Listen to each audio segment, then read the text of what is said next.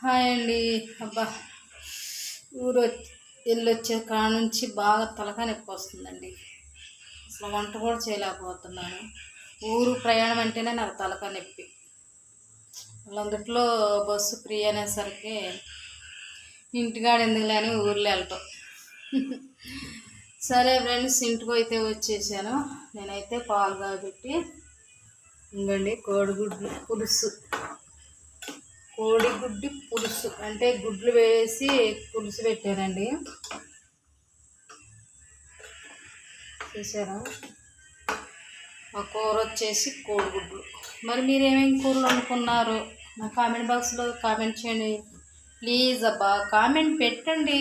ఎవరు ఏంటి ఎందుకని పెట్టట్లా చెప్పండి, కామెంట్ పెట్టచ్చు కదా. ఉంటాను మరి, బాయ్ బాయ్.